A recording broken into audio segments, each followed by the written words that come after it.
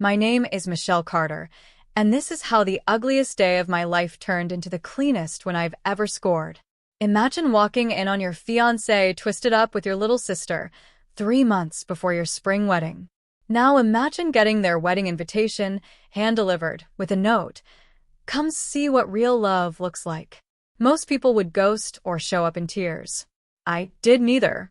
I slid into Zion Baptist on Auburn Avenue in a white gown cut to wound, carrying a secret that would crack their fairy tale and reroute every future attached to it. When Layla, my sister, finally understood what I'd brought, she lost $12.5 million in a single breath. Her face? A museum piece. But let me rewind. The whispers started the second I passed through those heavy doors. 200 necks turned at once, a tide of gasps washing under the vaulted ceiling. Is that her? Why's she dressed in white? Stained glass scattered rubies and sapphires across my skin. The air smelled like lemon oil, lilies, and old hymnals. I kept my chin high, heels ticking the burgundy runner like a metronome. I wasn't there to cry. I was there to end a story and start mine. Please like, subscribe, and tell me where you're watching from. At the altar, Layla beamed in satin and lace, her hair crowned with white roses, every detail picked to showcase her victory. Devin, my ex, stood stiff beside her in the same tux we'd chosen together last year.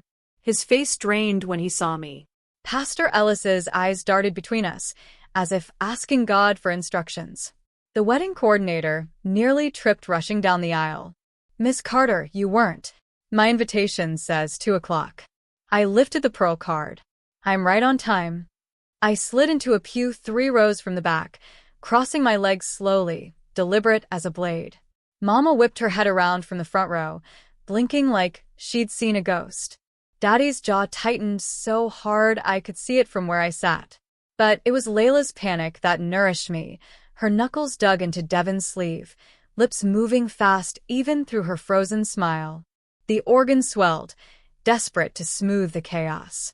Sunlight caught on the beading of my white dress, a gown I'd once saved for my own vows. Each shimmer was a dare. Nobody knew about the cedar box inside my purse. That box carried 6 months of silence, decades of shadows, and the sharpest kind of justice. Notarized truth.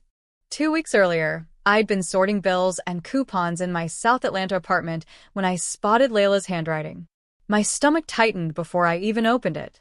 The invitation gleamed on pearl stock, the exact design I had chosen. She hadn't just stolen my man, she'd stolen my wedding down to the font. But the handwritten note inside made my blood run ice. Family celebrates family. Come witness true love. Would hate for you to miss it. That night I called my best friend, Tori. Girl, don't you dare go, she begged. That's exactly what she wants, your humiliation, center stage.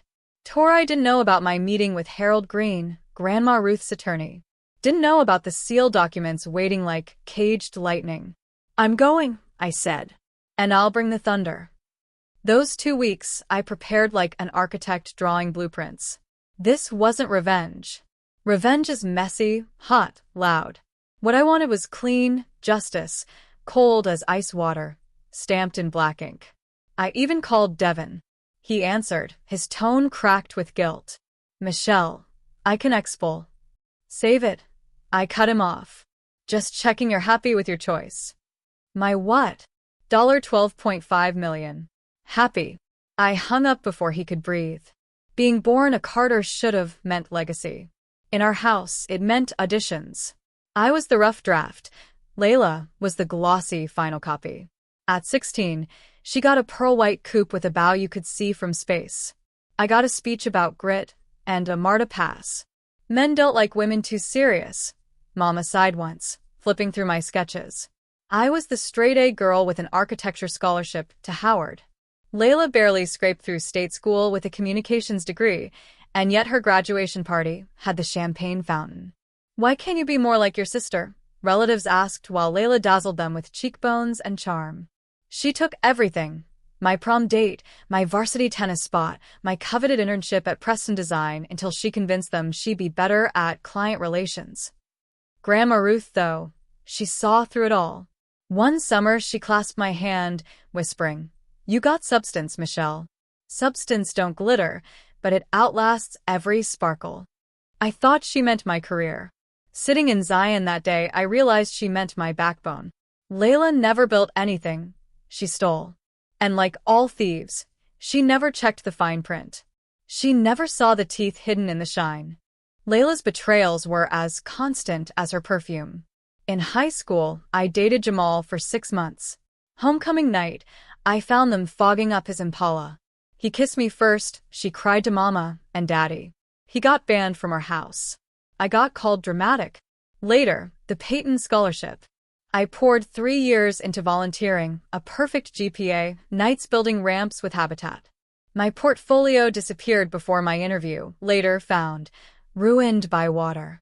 Layla stepped in with a smile and some recycled lines. She won. She framed the certificate. She never did a lick of humanitarian work. But Devin, he was her crown jewel. We met at a design expo, his smile big enough to build with. For 2 years, we drafted a future, a firm, a house, a stoop where our kids might play. Layla came home for Thanksgiving, clocked my ring, and something in her eyes hardened. By Christmas, she was helping with wedding calls. By Valentine's, she was showing up at our dinner reservations. By April, I found her earring under my bed. You're imagining things, Devin said. 3 weeks later, I came home early. And there they were, skin, sweat, betrayal. His words sliced me open. She's everything you're not. The sound I made when I saw them wasn't even human. It was an animal caught in steel. But the knife wasn't Layla's lipstick or Devin's lies. It was his words. She's everything you're not. Spontaneous. Fun. Translation. Not boring like Michelle. Within a week, they moved in together. Mama and Daddy hosted a housewarming with balloons and barbecue. I wasn't invited. Mama later called, voice syrupy, to tell me how happy they looked. Daddy muttered that maybe if I'd smiled more. Layla thought she'd won. But she never studied the things she stole. She grabbed the shine, ignored the shadow. She didn't see Devin's debt, 200 grand deep. She didn't see the credit cards he opened in my name, fraud I was still fighting with lawyers. She didn't see Grandma Ruth's plan, the inheritance she'd written in steel and hidden like treasure. Meanwhile, my own world cracked. I'd spent $50,000 on deposits for a wedding that evaporated. The dress, the caterer, the venue, now starring on Layla's feed. Worse, I walked into Carter Design Group, where I'd worked for years, and conversations died midair. My boss slid my project, a $40 million waterfront build, onto Bradley's desk.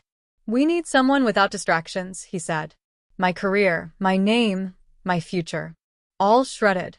Carter Design Group, the company Grandma Ruth built in 1981, was bleeding out.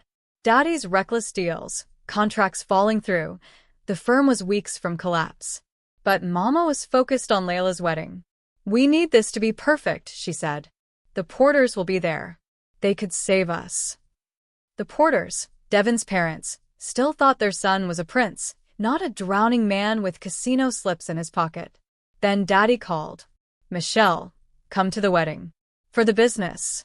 Stop being selfish. I hung up and rang my accountant. The numbers gutted me.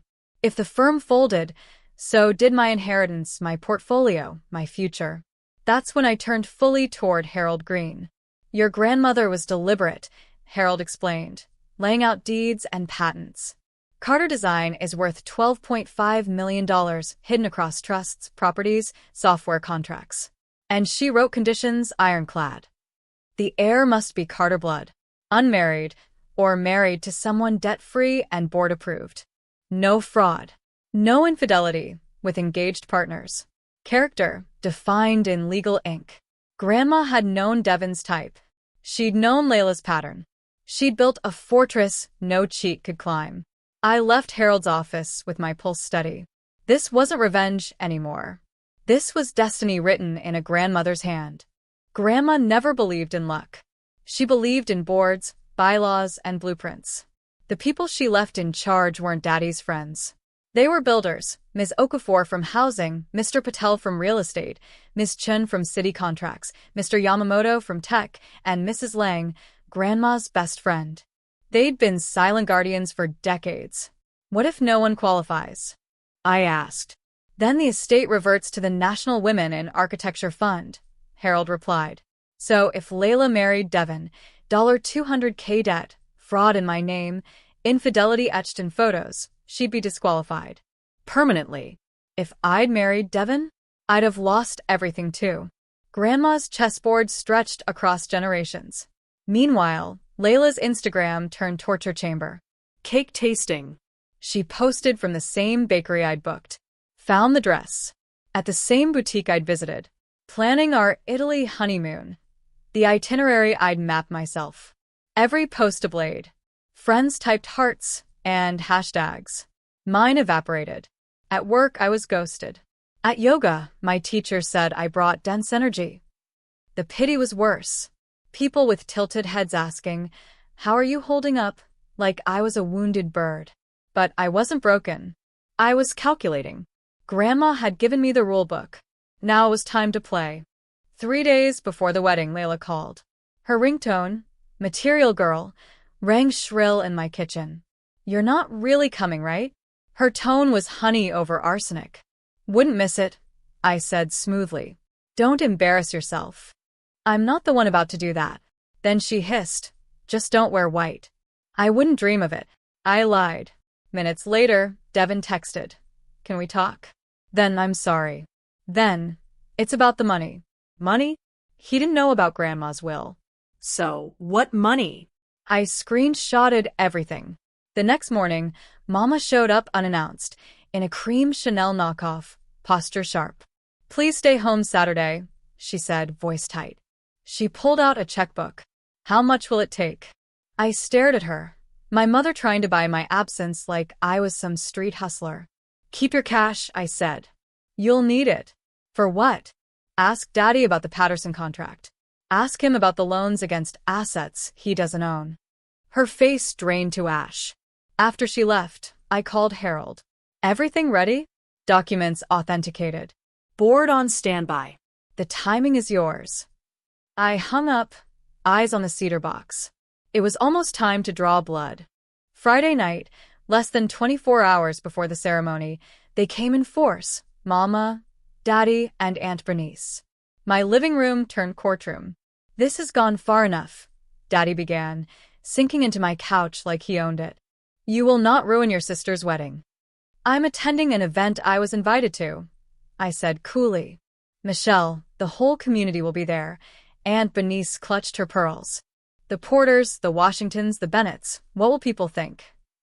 The truth, I replied. The firm needs this, Daddy snapped. Devon's $200,000 deep in gambling debts, I said, pulling out my phone. I hired a PI. Cards, casinos, a failed business in Miami, and 3 credit cards in my name. Silence. Mama's lips trembled. That's why he left you. You're too controlling. He didn't leave. He cheated, with your blessing. You're the older one, Aunt Bernice scolded. Act like it. Keep the peace. My phone buzzed. Harold's text glowed. Final review complete. Board confirmed for Monday at 9 a.m. I stood. I'll see you all tomorrow. 2 o'clock sharp.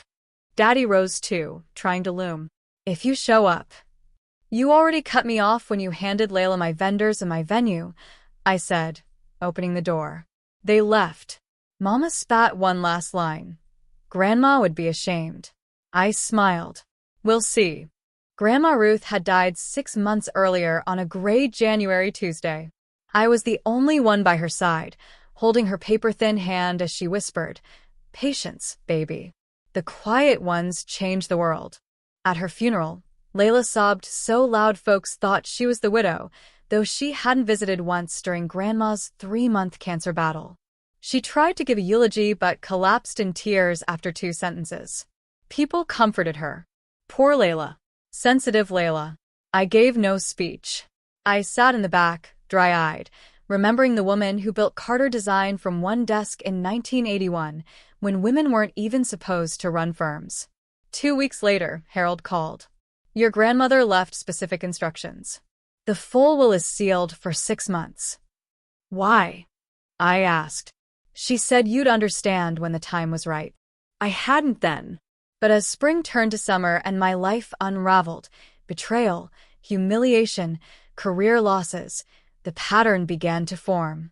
Harold revealed deeds, contracts, secret partnerships.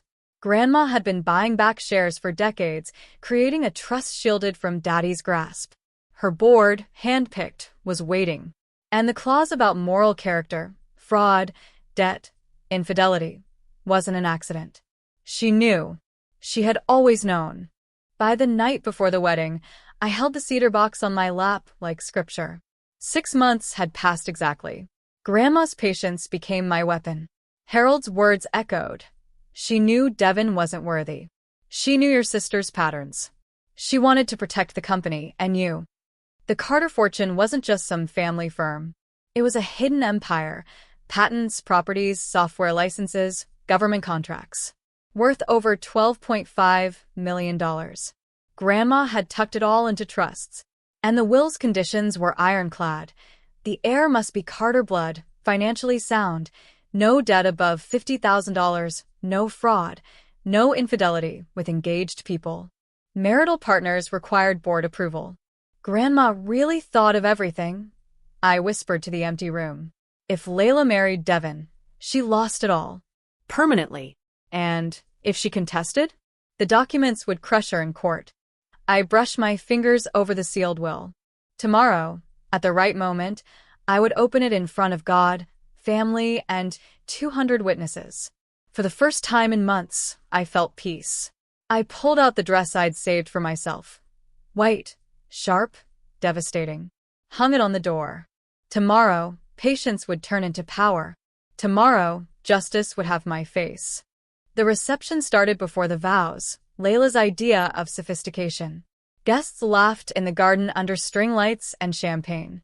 Every detail looked like my wedding Pinterest board come alive. White roses, quartet playing pachelbel, gold chairs. The seating chart told the story, table 19. I was shoved to the corner near the kitchen doors, with +1s and leftovers. Michelle. Brittany, one of Layla's bridesmaids, smirked in blush-pink chiffon. Didn't think you'd show. Wouldn't miss it, I said, signing the guest book with a steady hand. Whispers spread like smoke. I felt eyes on me from every direction. Then I spotted him, Richard Brennan, CEO of Brennan Industries, our firm's biggest potential client. He was shaking hands with Devin's parents, all smiles. My stomach tightened. Across the garden, I caught another surprise, 3 members of Grandma's board. They weren't supposed to be there. Each nodded subtly at me. Harold had moved his pieces well. From the bridal suite upstairs, I heard Layla's voice. She really came in white? God, she's pathetic. Devin's muffled response included words I caught clear as day, inheritance and mistake. I smiled. Perfect. I sat at table 19, invisible. That's how I wanted it. Until the exact moment I didn't. The ceremony unfolded like theater. Pastor Ellis spoke of love, honesty, respect. His voice boomed under the late afternoon sun. Layla went first with her vows. Her voice carried like silk over glass. Devin, you showed me what real love looks like. Some people, her eyes cut straight to me, go through life thinking they know love. But true love can't be planned. It just happens. And when it does, nothing can stop it. Guests murmured approval. Several turned to gauge my reaction. I sat motionless, hands folded. Devin's vows were thinner, almost stammered. You bring excitement. You make me feel alive. He never once used the word love. Pastor Ellis clasped their hands. Marriage is sacred. It requires honesty, trust, no hidden agendas. Devin's jaw clenched. Then came the words I'd been waiting for. If anyone knows any reason these two should not be joined, speak now or forever hold your peace. The garden went silent. 200 guests held their breath. Layla smirked at me. I rose. Gasps rippled like dominoes. Devin turned as pale as lace. I object, I said, voice sharp as a blade. On legal grounds. The silence cracked when a champagne flute hit stone and shattered. Pastor Ellis blinked, palms damp against his Bible. Legal grounds? I kept walking, heels tapping like a gavel. Yes, I said. I have documents that materially affect this union. Michelle, sit down. Mama's voice snapped like a whip. I ignored her. At the altar, Layla's bouquet trembled in her hands. Devin's throat bobbed like he might faint. I set the cedar box on the altar cloth and slid it toward Pastor Ellis. These are authenticated, notarized documents regarding the Carter estate and its conditions, I announced. I don't think, Pastor Ellis began. A voice cut him off. Harold Green rose from the fifth row, papers in hand. I'm the estate attorney. These documents are binding. Today marks 6 months since Mrs. Ruth Carter's passing. The exact day her sealed will is to be revealed. You're lying, Layla hissed. We already read the will. That was the preliminary version, Harold said evenly. The full terms were sealed until now. Gasps spread like fire. Pastor Ellis unfolded the first page. His eyes widened. This says the entire Carter estate, valued at $12.5 million, goes to Michelle Carter, under very specific conditions. The garden went still, 200 souls hanging on each word. Pastor Ellis's voice wavered at first, then steadied. The heir must be Carter blood, must be unmarried, or married to someone with proven financial stability. Any family member who marries a partner with debts exceeding $50,000 or engages in infidelity with an engaged person is disqualified. Permanently. Layla's face drained to chalk. Devin swayed on his feet. How much debt you carrying now, Devin? I asked lightly. 200 grand? Plus the cards you opened in my name? The crowd erupted. Phones shot up. People whispered, recorded, live-streamed. This is fraud. Devin barked, sweat dotting his forehead. No, Harold cut in. Fraud is what you committed, Mr. Porter. Opening credit in another person's name is a federal crime. Ms. Carter has thus far chosen not to press charges. Layla clawed at his sleeve. You said you had investments. I do, he stammered. In poker games? I asked. In IOUs? Her mascara streaked. You used me. Devin's silence confirmed everything. The Porters shrank back, horrified. Richard Brennan leaned forward, keenly interested now. The empire was shifting, and everyone knew it. Chaos cracked wide open. Guests shrieked, gasped, some fled. Others clutched phones like lifelines. You knew. Layla spat, her voice ragged. You planned this. I suspected, I said calmly. You always wanted what was mine. Devin was no different. You ruined me, she screamed, mascara dripping down her cheeks. No, sister, I said steady. You ruined yourself the moment you chased what wasn't yours. Devin lunged forward, voice desperate. Sophie, baby, we can fix this. Don't touch me, she snapped, yanking away. You're broke. You lied. You dragged me down with you. The board members stood then, Miss Chun, Mrs. Lang, voices calm as stone. Mr. Carter, Miss Chun addressed my father. The company you've been managing? Documentation shows you never owned it. Ruth Carter retained 78% through trusts.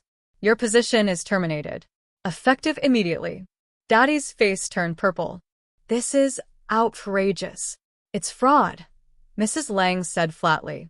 Mama rushed the altar. This is family business. Richard Brennan cut her off. This is corporate business now.